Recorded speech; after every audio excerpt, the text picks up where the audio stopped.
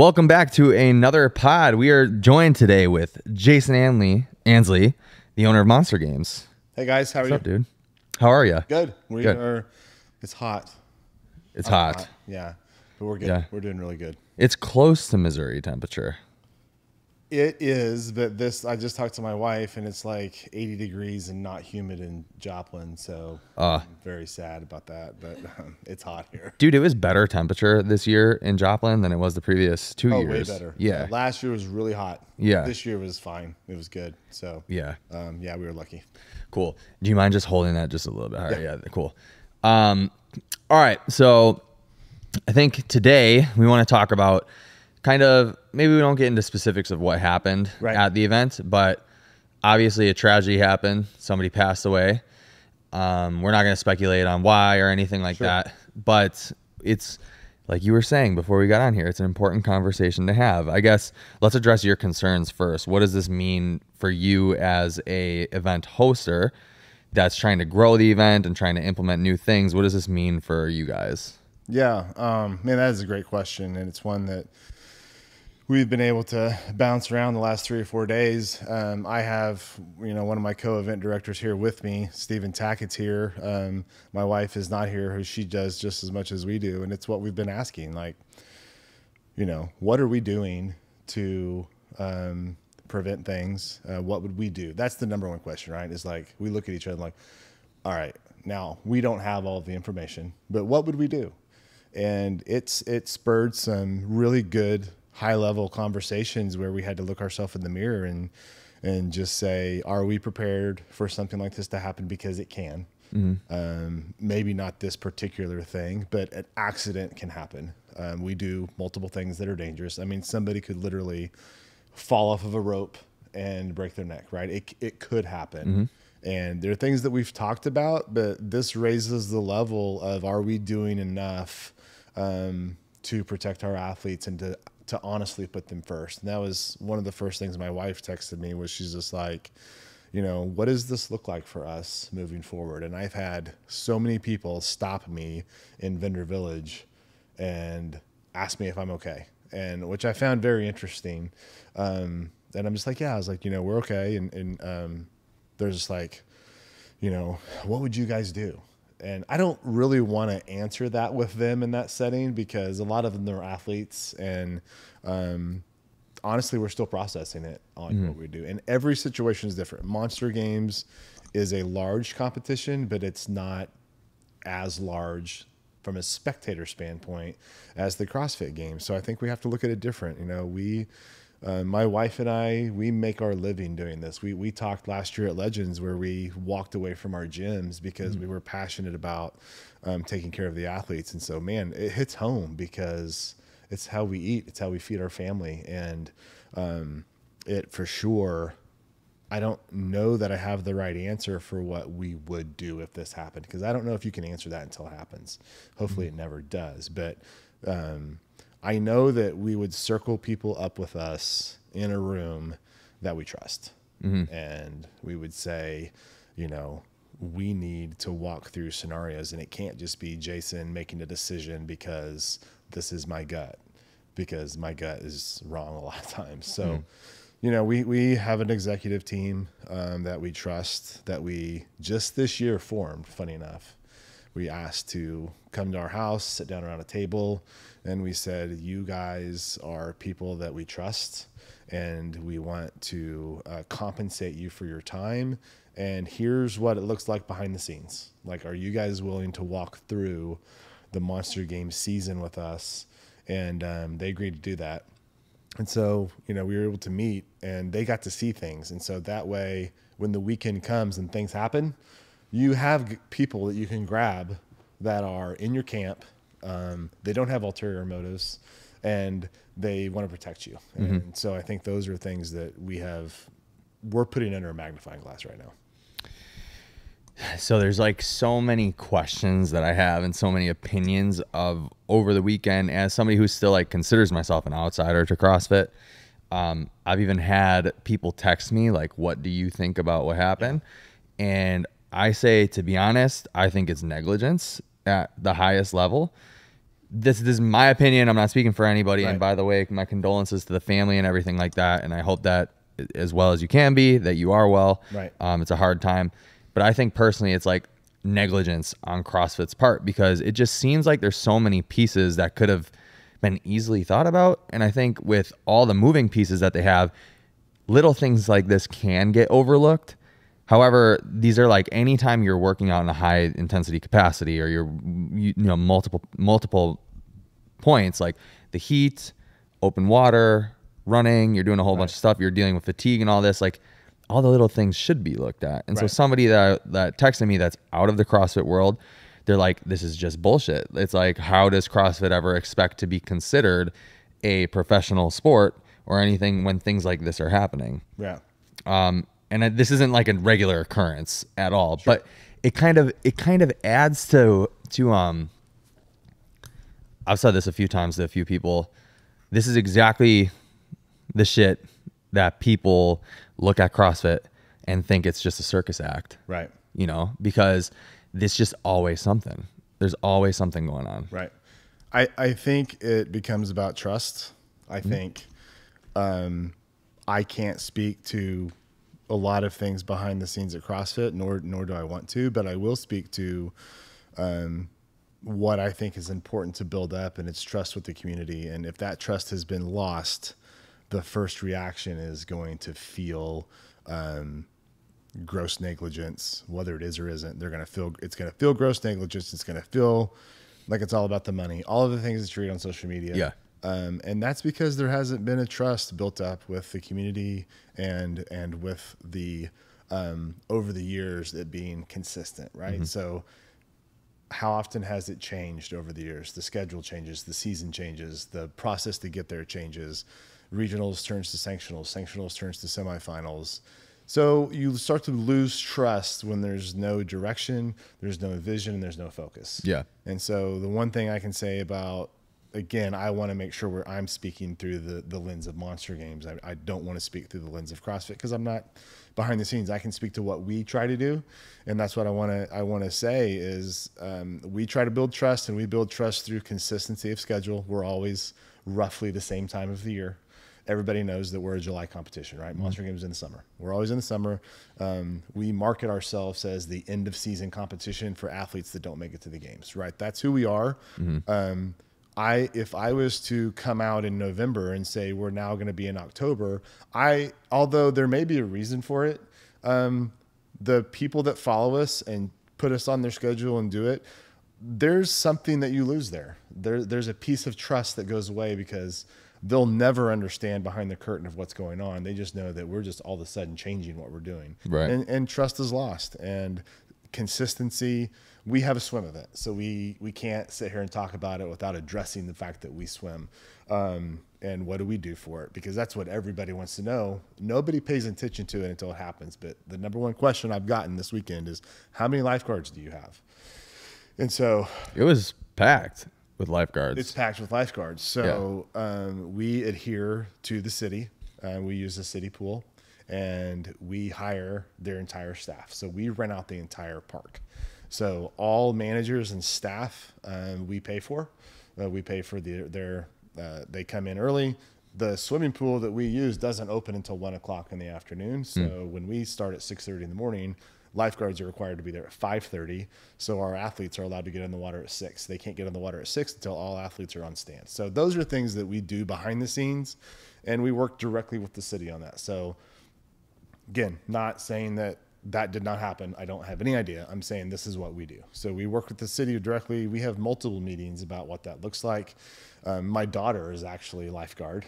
She's a manager at the pool. And so I speak directly to her and just say, what are we doing?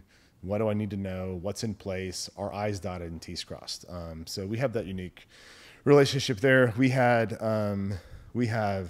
1, 2, 3, 4, 5. We have 8 lifeguards on stand for 14 lanes of athletes in a controlled pool environment. Mm-hmm. So that's what we do.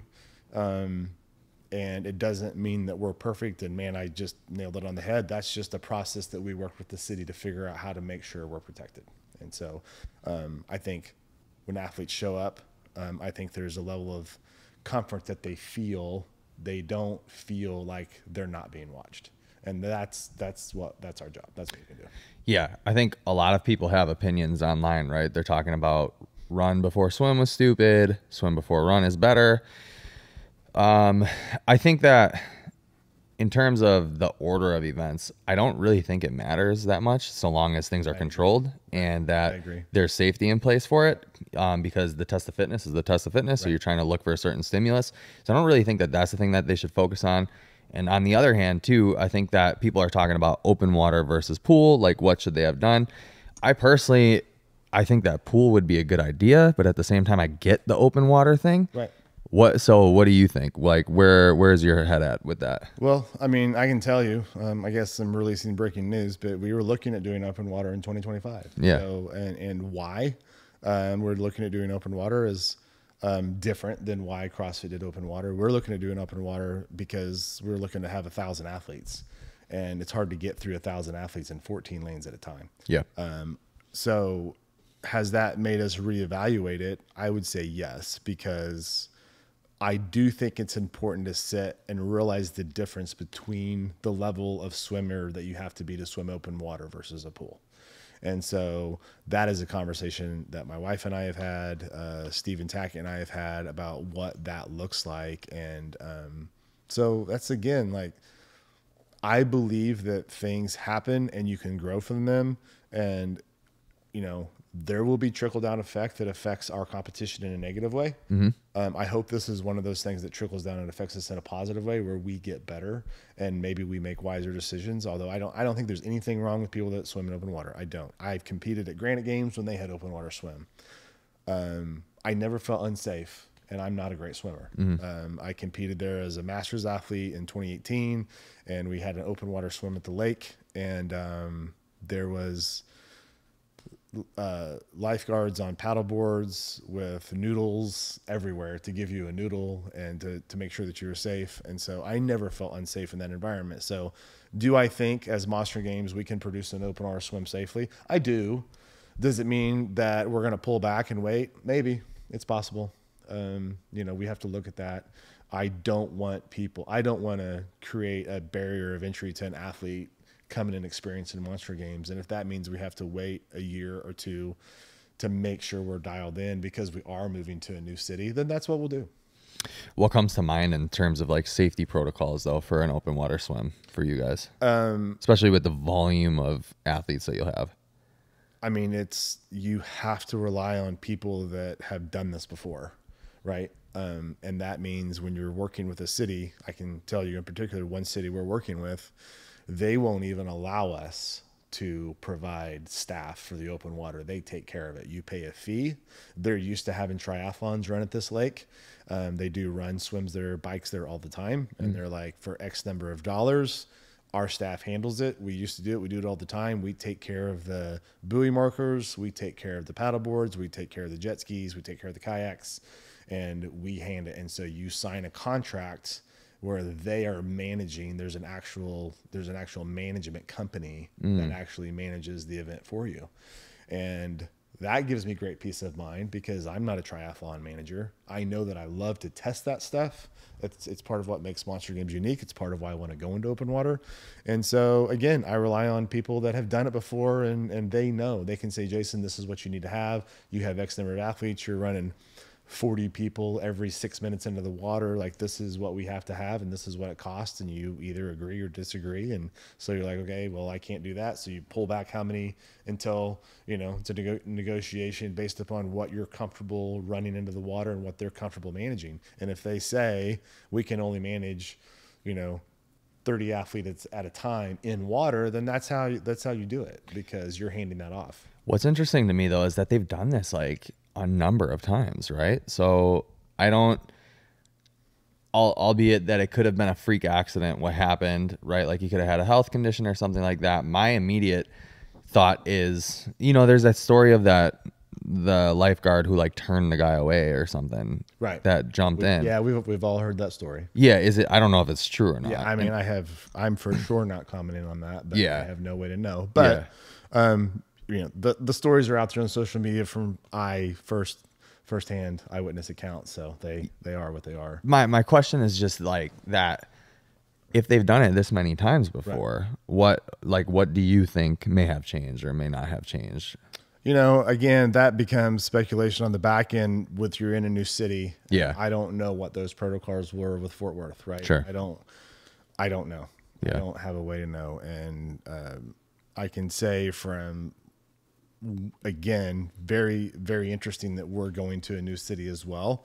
And, you know, we're a year out from Monster Games, and I've already had more than 5 conversations with the new city, particularly about the swim. Yeah.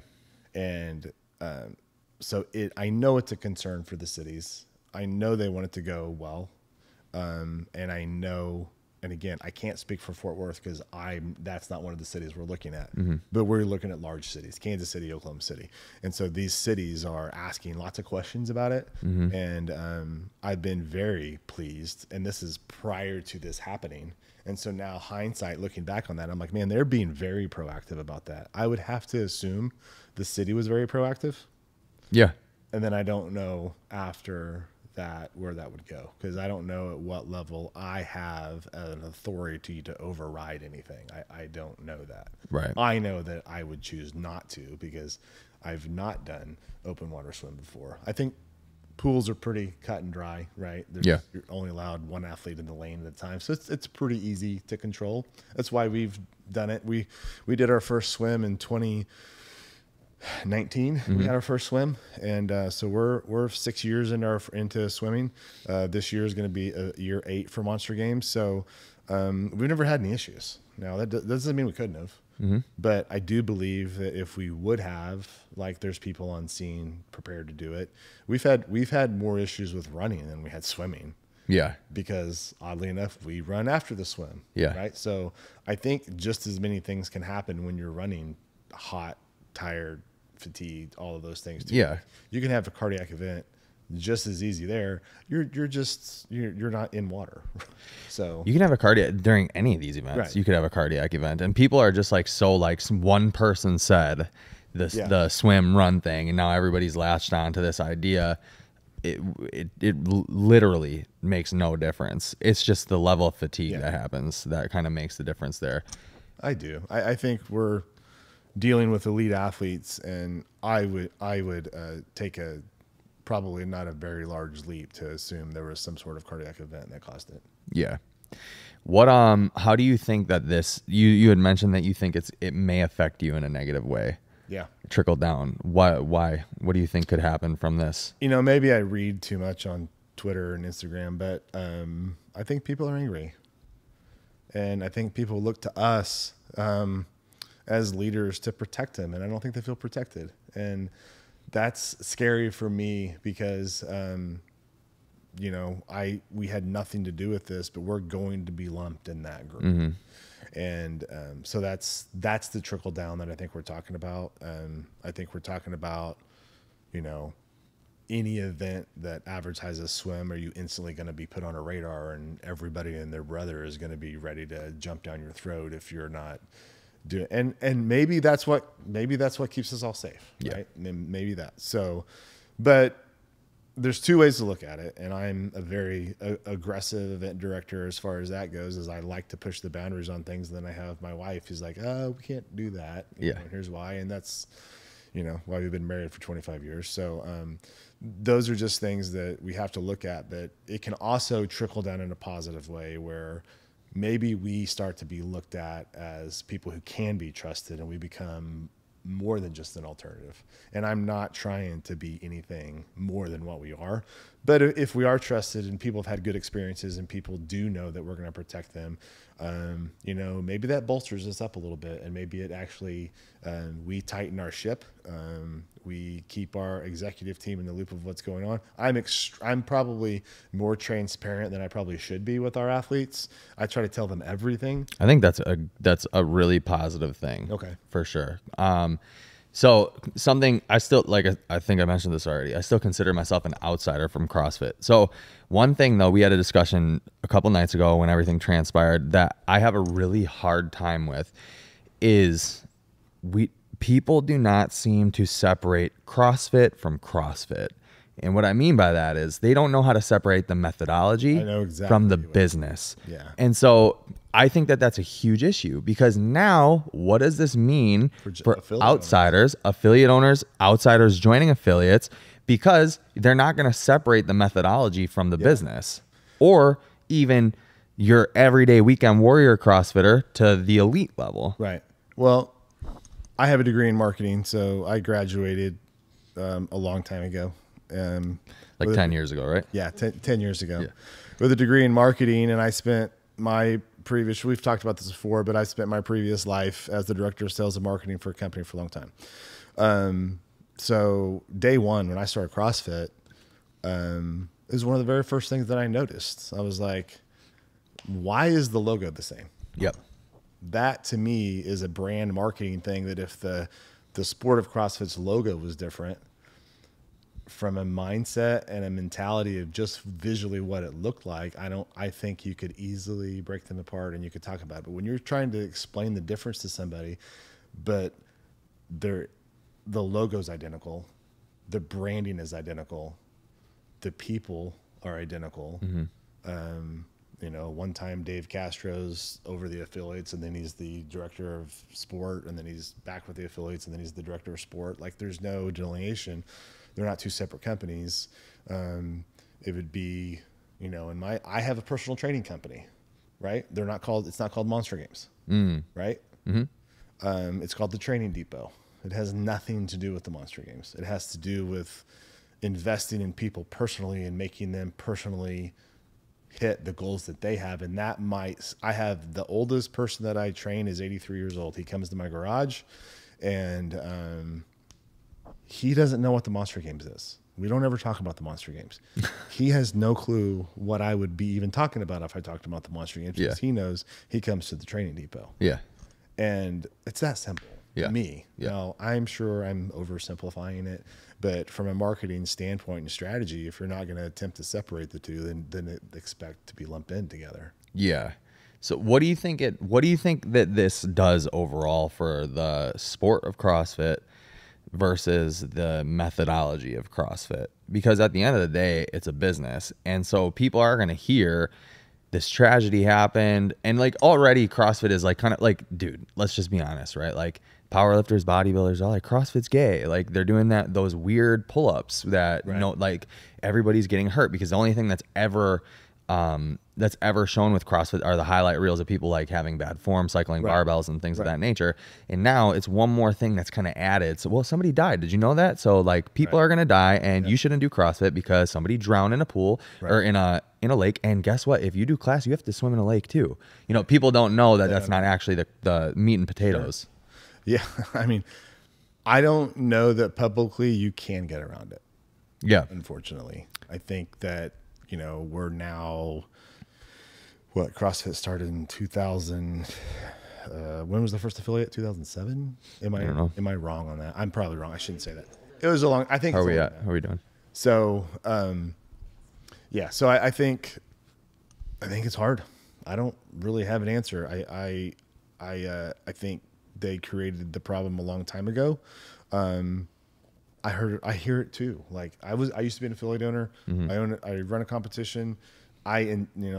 We owned an affiliate, and the name of our competition they didn't mesh. I spoke all the time to our people about there's people that should volunteer and work at the Monster Games, and there's people that should try to compete. They're two different things. Mm-hmm. And it's on a local level, and if you don't have a good affiliate owner, it's not going to be addressed very well. But publicly, front facing to the general public, we have a problem. Yeah. I do think CrossFit, I like kind of feel gross saying this even. I do think CrossFit is the superior exercise modality. Right. I come from a powerlifting, bodybuilding background, strongman. Same. And so, I made fun of CrossFitters for a long time. And then doing CrossFit, I'm like, okay, this is superior for sure. Because the key thing that they have is like intensity. Right. But intensity can also be a big problem. It can be a big problem. Yeah. Especially the worse your form is, right? Yeah. It can be a big problem. Yeah. Yeah, I mean, I know, man, we go a long time on this because, Yeah. you know, I am coaches of elite athletes and I'm coaches of 83-year-old people, and you can do both, but that's on the coach. That's not on the athlete. Yeah. The athlete has to be directed by the goals that they want, and the coach has to be okay to take them where they want to go. Yeah. And it's so vastly different. You know, whether I coach people online or in person, like everything I do for them is based upon what they want to do, and whether you want to be 83. Oh, look, I'm not the big like, oh, I just want to pick up my grandkids and walk. I was like, no, you want to live life, right? I don't. Yes, you want that being able to pick up your kids and play with them. Like that should be like baseline way down here. Like, let's live. Like, let's get in a canoe and go canoeing. Let's hike in the mountains. How about when your grandkids, you're on vacation with them, they want to go whitewater rafting, you will get in the boat because you don't think you'll die because you've moved and you've elevated your heart rate and you've been excited at the 3, 2, 1 go buzzer, even though you're doing super lightweight and, you know, burpees and front squats. So like, right, my 83-year-old man does burpees and front squats. Yeah, that's cool. You know, and I can make his belly a little nervous before it happens, but he's not going to compete. Right. But we're trying to get them to the point where I don't want them to just be able to play with their kids. I want them to be able to do things. I want them to live life. And that's, to me, what this is about. And that is my fear of what trickles down to us is a competition that we get lumped in. And some people are going to lump us in there, and people are going to listen to this and they're going to completely disagree with me. Nothing I can do about it. I want to gain people's trust. I want to keep people's trust, and I want to continue to do hard things at my competition. And I want to continue to do them in the safest way that we can. And I still want you to be a little nervous when you come to Monster Games. Yeah. So I don't want to ask you the question, like, what do you think, if anything, did they do wrong with the honoring or the ceremony, right? Because everybody has opinions on that too. You know, by the way, I think people should just like shut it with their opinions. Like, who gives a shit? Like, CrossFit's not going to win either way. There's no win here. There's no winning. I almost like see it as CrossFit needs a total rebrand or something, or Jesus Christ himself needs to come to a CrossFit game and be like, hey, it's okay. You know, something like that. It's going to be okay. Yeah. What do you think your knee-jerk reaction would be if, God forbid, something like this would ever happen? What would you do? How would you go about it? Let's say the exact same thing happened, because I think it's only fair to say that, because every situation would be different. I think if the exact same thing happened, because the size that we are, I'm different.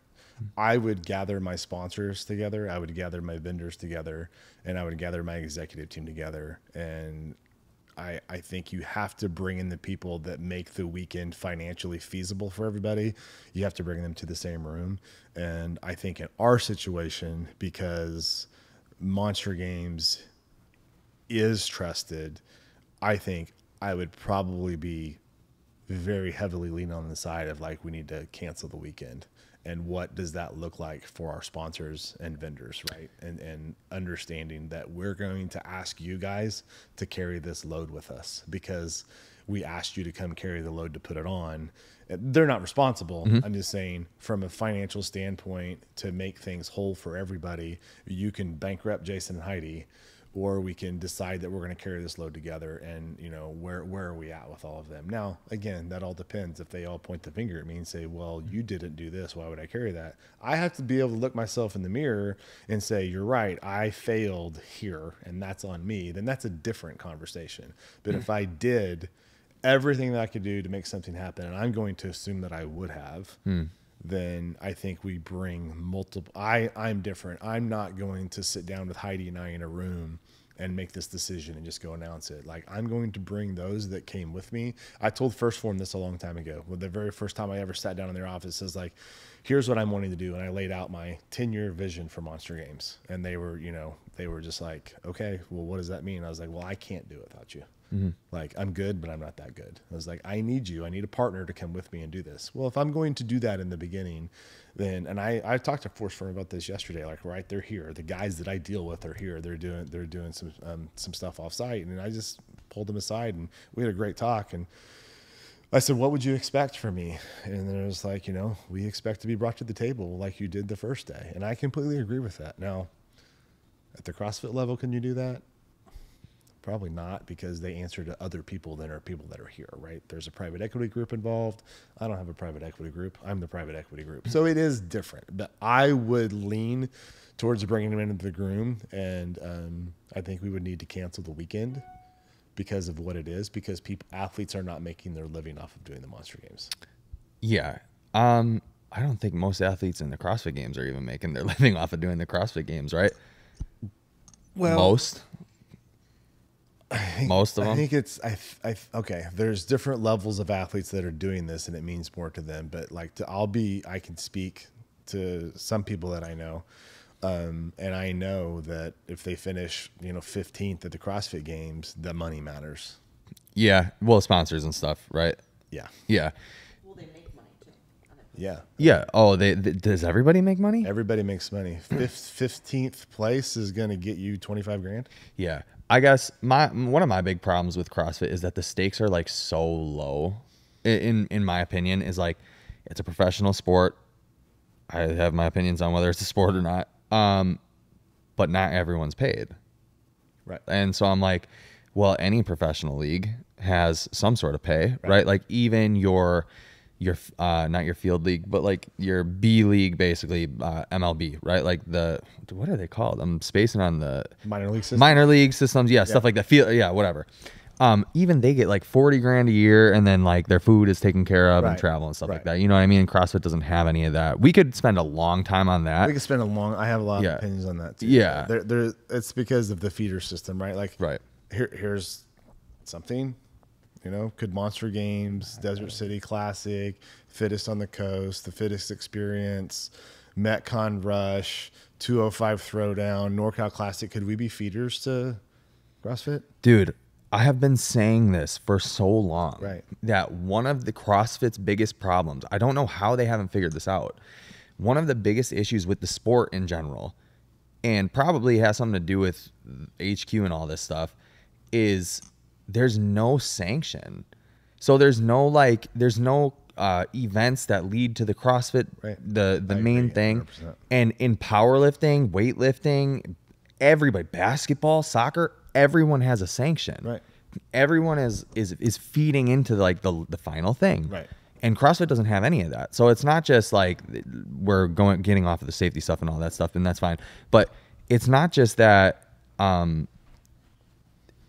people can't expect to like this thing can't be expected to be professionalized if there's no professionalization of it. So there's cheating involved, there's drugs and all that stuff, which, by the way, I think drugs should be allowed in CrossFit, just making that clear. I'm here for it. Yeah, I truly do. I think that it's really dumb that they don't allow drugs in the sport of recovery. So but the fact that there's no sanctions leaves room for so many problems. Yeah.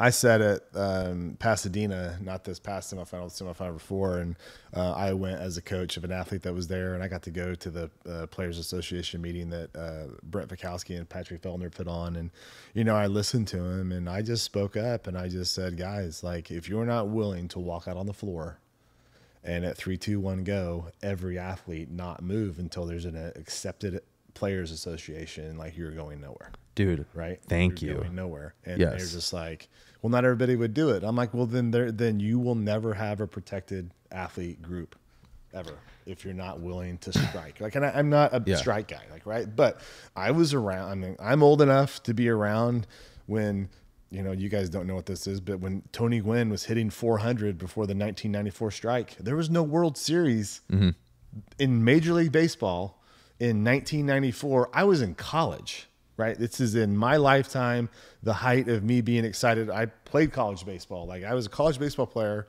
and I was in college at a time when there was no World Series. Yeah. Right. Well, where are salaries today? Mm-hmm. Where is insurance today? Where is protection today? How strong is the players union today? Yeah. Right. Well, you have to be willing to do that. And I looked right at him, and they were just like, I don't know how we do that. And I was like, I get it. But it starts with you guys around and say, if you want to protect the future of this sport, you better protect your athletes today. And it means showing up to the CrossFit Games and letting CrossFit know that if we cannot sign a Players Association agreement with you, which includes judging all of the things, right, that you have to have, health insurance, and at 3, 2, 1, go. We don't move, and if you guys will not move, it'll magically happen. And There's do it magically be a contract, and do it on the hour that ESPN is live, man. Seriously, because they're the ones that pay. Right. And I was just talking to Joe about this the other night. And even as far as affiliates go, and all these people that say that they want change in CrossFit, but they still pay the affiliate fee. Right. I'm like, dude, that affiliate fee cannot be doing enough for you. Like, period. I'm just being. He says that it does a lot. He'd rather have it. I think he's a CrossFit purist, and we talked about that. And a lot of those guys who came up in CrossFit for a long time, I guess I don't have an emotional attachment, so I feel like I can see it a little bit more objectively. Right. So many gyms do fine without a CrossFit affiliate. There's a lot of. I had 3 of my 4 gyms were unaffiliated. Dude, Anytime Fitness is not in a CrossFit affiliate, and they kill it. Right. Snap Fitness, all these like big box gyms, and of course they're big box gym, but how do you think they started? Right. It's not like they had an affiliation before, and then, it grows. And so if you're also not willing to vote with your dollars, like how politicians talk about, then you can't bitch about it. Right. Because you're not going to take a stand. You're not going to do anything. It's just a lot of loudmouth people. I think there's a simple solution is like in this meeting, even for Kowski, he goes, well, what would you do? And I was like, I'm a casual golfer. I play golf. I used to keep track of my handicap. I was like, it was kind of cool that I could pay $75 a year and I carried a PGA Tour card. Nice, Not a tour card, a PGA card. Yeah. I was the member of the United States Golf Association, and I paid $75 a year, but it got me discounts at anybody that's affiliated with that. I could play golf all over the country. I could get in. I could always get my tee time. I would get discounts. I'd get discounts on play free at a lot of places. You play free at a lot of places. Yep. And I was like, I'm never going to play professional golf, but I paid the $75 every year. So it was like, we have to go, like, yes, the affiliates, I get it, but they're like the country club. We have to go to the members and say, what are you willing to do to make this better? Yeah. And then their question is gonna be, well, what are you going to give me for doing that? And so something has to be created that is a perceived value. And maybe it's calling Jason at Monster Games and saying, hey, if they flash this CrossFit Association card that they're a member, would you give a 15% discount to Monster Games? Yep. Yeah. Well, that's starting to get in the neighborhood of 2 or 3 comps a year. You just paid for your membership in savings at competitions you were going to already do. All of that money goes to the association. Now you have a pot of money to protect the athletes that we all want to watch on TV. I don't want to sit here and hate on CrossFit because there's a lot of things about it that give me joy. I enjoy watching, thinking that nobody can beat Tia coming off of this event and somebody comes and beats her. I enjoy watching that. I enjoy watching my athlete that's a rookie, finish in the top 10 of an event. Like, CrossFit brings me joy. So don't hear me say that it needs to be crumpled up and thrown away. I want to help it. But here again, this is the distinction, right? It happens all the time in conversations with CrossFitters. And like, I can tell that you're a fan and you're passionate about it, which is great. But again, it's the distinction between the sport and business. Correct. That's happening. And like, people cannot seem to separate it, you know? And so I'm not saying that it's wrong what you're feeling or what you're saying or whatever, because it's definitely not. But it's like, me too, dude. I loved watching these freaking women do sub 6 minute miles last night. That was awesome. That doesn't say shit about the business or about CrossFit as somebody who holds competition. I don't know that, so I'm speaking up from the competitive side because I'm here in Fort Worth. Yeah. Right? So are you. So we're talking about the sport of CrossFit. Again, I think they're 2 separate problems. Yeah, for sure. I was talking about in particular protecting, because we started talking about, Major League Sports and protecting them and not making money. So I was addressing that standpoint of the players union, players association, and doing it that way. So I have a whole different set of ideas. How to fix the affiliate model. But no, you're right. You're right. So that's why I don't want you to feel like I was raw on everything. No, I didn't at all either. I didn't take it. I don't take it anyway. My passion was coming from the standpoint from a competitive side. I mean, I'm an event director. I obviously love seeing people exercise fast, right? Yeah. But I also like seeing unique things. I got approved this year at a state university to shoot a gun on campus, right? That was a little controversial. I got some messages online And, I thought it was sick. and athletes were, but how did I do it? Did I put guns in 800 athletes' hands? No, I put them in 60 hands, and I put them in 60 hands, 5 people at a time. Yep. And I hired a SWAT sergeant from JPD to come to my event, and I wasn't asked to do that. Missouri Southern did not require me to have anybody on site that did it. I, on my own, called Sergeant Swan that used to coach for me at a gym, and I said, hey, this is what I want to do. I'm concerned about the aesthetics of it. I was like, what would it cost me to have you come out?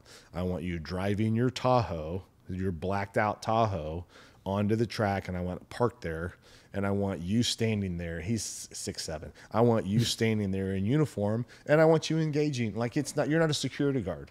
I want you engaging with the athletes. He also served in the military, and he's like, you don't pay me anything. I'm coming. Like, that's awesome. That's sweet. He showed up.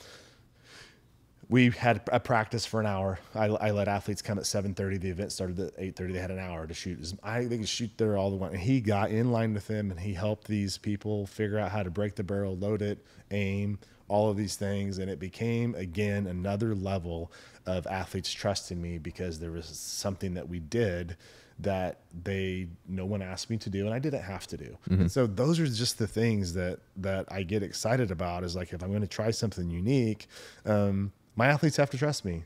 I mean, I do everything I can to put the athletes first, regardless of some of the messages that I get. I really do. Yeah. I try to do that. I try to make it the weekend. I want to be about the athlete. I really do. So that's what we're trying to do. I think what's cool about you is that you're not disconnected from the event at all. Like, you're highly involved in it. Right. You're communicating with the athletes. Like, even the first year that we showed up, we watched you take your time speaking to everybody that had questions, even if they missed the briefing or whatever. You took your time and did all that. And so I think that you've built a layer of trust, and people are like repeat customers basically to come to the Monster Games. How do you think, like, where does the disconnect come with CrossFit, and why is it the lack of trust there? Oh man. Again, without being behind the scenes, I don't know. This is pure speculation, but again, to the lens of Monster Games, why is Monster Games trusted, and do we see that being repeated at the HQ level? Yeah. And I think you go back to, I think we're sitting here today. Do we know when the Open is? Do we know when quarterfinals is? Do we know when semifinals is? Do we know how many semifinals there are? Do we know how many people are going to qualify? Do we know when the games are next year? Right. Yeah. There's no linear path to what it looks like, because the games spawns off businesses, right? I am a business that has spawned off of the game. Monster Games exists because of the CrossFit Games. Yep. I can't put my schedule together next year because I have no idea what they're doing. Sure. So then I have to make decisions as a business owner, like, whatever they decide to do, I'm going to have to go down this path, and I hope that it lines up. So I think there's things that can be done holding hands with the businesses that you have spawned off as a feeder system, because we're here to support them. Yeah. Right. I don't have to agree with everything they do to not support them, right? I don't have to agree with my political person I want to vote for. I don't have to agree with everything to support them. Right. And I feel like it's the same thing. I really do. Yeah. What do you think it would look like, you being part of a feeder system for CrossFit or other competitions? I think, unfortunately, that conversation will never happen. Yeah. But I think if they would be, and maybe they would think I would be too small, but, Who's bigger than Monster Games? I mean, Wadapalooza. Oh, yeah, they're not CrossFit affiliated either, are they? Well, I'm not affiliated. Yeah. I'm not affiliated with CrossFit. I don't pay for the CrossFit. No, I know that. For some reason, I had in my head that Wadapalooza was like a CrossFit sponsored event. They're owned by Loud and Live. They Okay. used to be, in Granite, when they bought Granite Games and all of that, they were a sanctional first, and then they were an actual semifinal for a while. They're not now. They're not affiliated to. Us, TFX, Desert City is a comp that I have a soft spot in my heart for because Adam and Ryan do a great job with it, and they're entering year 2 of a comp that I believe is going to be every bit as big as Monster Games. NorCal Classic, I think, does a really good job. I think Micah in Birmingham, Alabama with 205 Throwdown does a really good job. He has a swimming event. He's doing, like, I had a conversation with him, and like he's doing things we're all trying to do. So if you've got these like-minded individuals that are trying to do unique things, like, can we come around a table? Is CrossFit willing to sit down with us and listen? And if they are the people sitting down to listen that actually making decisions? Yeah. And that's what will never happen. Right. Does that make sense? Yeah, for sure. Yeah, 100%. I think the last thing that I want to touch on kind of that was an issue this weekend was the lack of communication on what was happening until, like, what was it, like 9 or 10 p.m. that they finally posted something? Yeah, I mean, we had no communication other than, like, media places like Spin and, like, some of those other media outlets.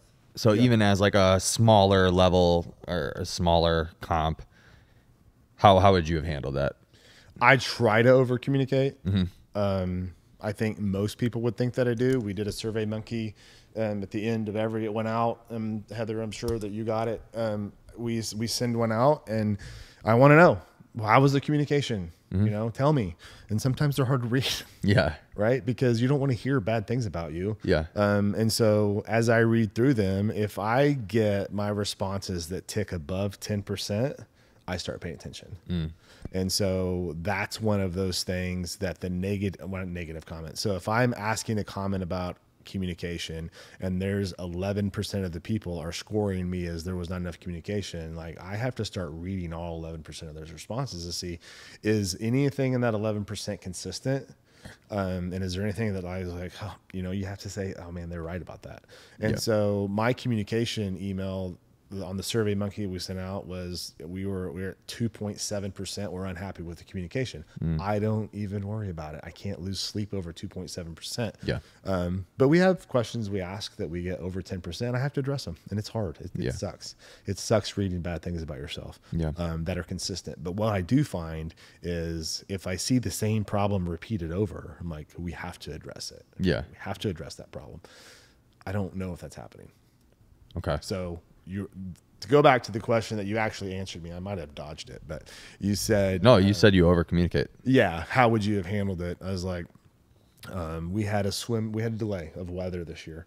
And so the unbelievable happened in July in Missouri. It rained 4 inches at 2:00 in the morning. And so the day of our swim, I wake up, it's raining like crazy. And one of the first things we do is I get with my social media director and I said, Liz, here's where we're at right now. I need you to get a post up and I need you to get an email out to everyone. I think I actually sent the email. She put the social media post up. I sent the email out and I gave the information that we had at the moment. Because that way, at least athletes know, okay, they're not ignoring us. They're giving us what they have. And the very first thing that I sent out was, I believe we were on a 30-minute delay. Was it first one? Is that accurate? Something like that? I think we're on 30 minutes. I think so, yeah. And it was all based on lightning, right? And so every time we got pinged inside the 10-mile radius that lightning strikes, you start a new 30-minute clock. I think we wound up sending out 3 updates. We wound up being an hour and a half. We started an hour and a half late. They got 3 updates out. I feel like we communicated as best we possibly could with that situation. I think that's all that's all athletes want.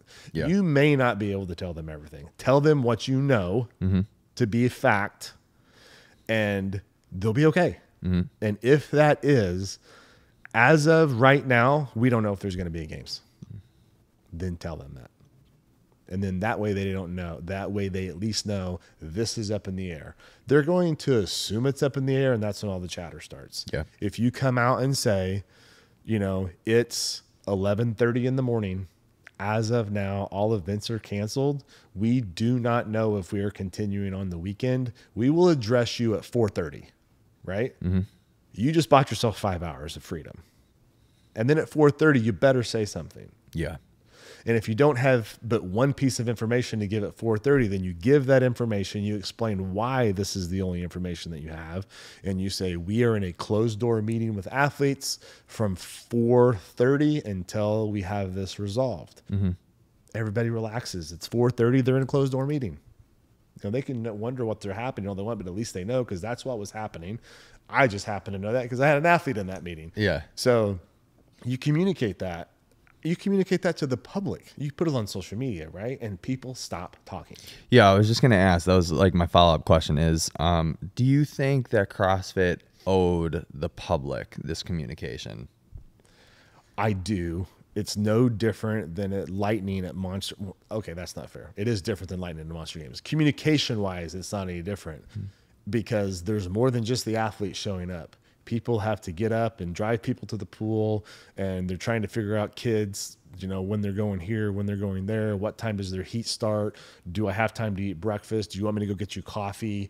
Do you need an energy drink? Do you want me to get you a First Form candy bar, like protein bar? All those things. It affects the public. It affects the public in a huge way. This affects the public in a giant way because you've got literally everyone traveling. Yeah. And you need to make decisions to do that. So yeah, I do think that, and I know it's not easy when you have bosses. I get it. Like, I don't have a boss that I have to ask to make that post. I understand. But somebody has to say, I don't care if I have a boss, this is what we're stating to the public. So the temperature in the room can come down a little bit. Yeah. If we can bring the temperature down in the room a little bit, then I think that cooler heads can prevail. And then when you make a decision to keep the games on, it's received in a way that feels like you went through a process that was transparent. Sure. What do we want from our government? We want transparency from our government. We don't get it. We get pissed, and the world gets pissed. The country gets pissed. We get at each other's throats. Why? Because we don't believe anything they're telling us. Yeah. Right. I don't believe anything they're telling us. Why? It's not because our government has done anything other than lie to us over the probably longer than I care to admit, but now with the advance of messaging and social media and the things that get caught, like if you're not transparent, you're going to get found out. Like there's no hiding it. Like everything that they tried to protect is going to come out. Yeah. Oh yeah. You might as well come out and say, this is what we know today. This is what we're doing as of right now, and there's no decision to be made. And here's the time frame that we're going to commit to getting you an answer. And if that's 11 o'clock at night, then it's 11 o'clock at night. At least you know you're not getting an answer till 11. It's why the FBI, when they do press conferences, they announce it. Yeah. You will have an update on this murder at 2 p.m. Yeah. Right? Well, okay, you relax. Media gathers, you're ready for the 2 p.m. announcement. Maybe they don't give you what you want, but at least they're messaging us. And give you something. I think that's owed to the public. I really do. The public drives this. It's just a freaking logistical nightmare, dude. It's crazy. Because, there's even people like, I agree. I think that they should have been communicating openly the whole time, even if it was just like little, shit here and there. Like, I'm sure somebody is saying, Yeah, 100%. Don't say anything. Don't say anything. Yeah. Okay. Like, right. That, when, crazy murders happen, there's only so much you can say, but it's still being addressed publicly to at least give the information that you're allowed to give at that time. And there is privacy that comes into play, but this is not the first time a death has occurred in sport. Like it is in CrossFit, but there is a history of it. There's a history of it in triathlons. There's a big history of it in triathlons. There's a big history of it in Ironmans. Like, marathons. You can find out that information in 2 seconds. Yeah. Did they continue the race? What did they do? What was the, you can find, I'm sure everybody in CrossFit has Googled all that stuff at this point, right? It's actually massive. It's widespread. Yeah. So that's a small community like CrossFit. It really is. The triathlon community and the Ironman community is small. And I just think we have to treat these situations as sensitive, but transparent. If you're not, you're losing your trust, and I don't know if you can get it back if you continue to just give the same talking points. Yeah, dude. 100%. And the lack of communication is rough too, because there's definitely people who save up all year because this is like their family vacation, and so like they're waiting on the edge of their seat too. Like, you know, am I gonna have to go home? Do I not get to like do this thing or whatever? I don't know. It's a lose-lose across the board. Yeah, it's a lose-lose, dude. It's a lose-lose. Yeah, it can be. And I think that's where I go back to you asking what would we do? And I think I'm always going to default to, you know, let's not hide anything, right? And again, when you're small, it's easy. I understand. So anybody listening to this that says, well, you know, it's not the same. You don't have a private equity board you have to answer to. You don't have 12 layers deep. And they're right. They're not wrong. But I think at some level, you have to look at other tragedies that happen, and the ones that you feel like were handled right will almost always be because there is truth told somewhere, and there was accountability held. Like, what pissed us all off about Donald Trump getting shot? Like, they all acted like it was like, well, you know, I wasn't responsible. The local city was responsible. That guy was supposed to be on the roof. Well, that building was out of just stop, right? Just tell us that was a failure and that should have been covered. And I'm like, oh, okay, at least they finally said something, right? Like, I don't care what side of the aisle you're on. If stuff like that happens and we're lied to, you instantly, like, where are we all at with our government trust? Like, do we really want to go there with our, you know, social things that we do for fun? Yeah. You know, I don't want to feel that way about them. No. I want to trust them. I want that to be my outlet. So, and somebody's just got to take accountability immediately. Accountability is everything. Transparency, accountability, be authentic with people. And if you're authentic with people, then I've told you guys this before, not everyone is going to like you. It's 100% impossible. Yeah. But if you will be authentic, then you can at least lay your head down on the pillow at night and know that I'm doing everything I can to make sure that my athletes are taken care of, that the messaging is clear, and that we're doing our best and we're putting our best foot forward. For sure. Cool. Well, hey, man, appreciate you taking the time to come and talk to us about this. I think it's important. So, well, I do too. And I appreciate you guys asking. It matters. It matters probably. I think Monday we may find out it matters more than we realize, you know, when we leave the weekend. And, I think there's going to be some things changing Monday. So. Yeah. Hopefully, right? Hopefully. Any last things you want to tell anybody? People with? Yeah. I mean, not, you know, on this their subject is just like, I don't want people to hear, that I have all the answers, because I don't. Like, I will always err on the side of, asking other people their opinion. And taking that opinion and bouncing it around and then giving a message to the people that I think matter and that need to know. So Monster Games is not perfect. Like, I mean, we're going into year 8, and I will inevitably change 10 things about this year from last year. Why? Because I didn't do it right. But we're willing to do those things. And if people are willing to do that, then people will trust you. And I think that's all we can ask for. Sweet.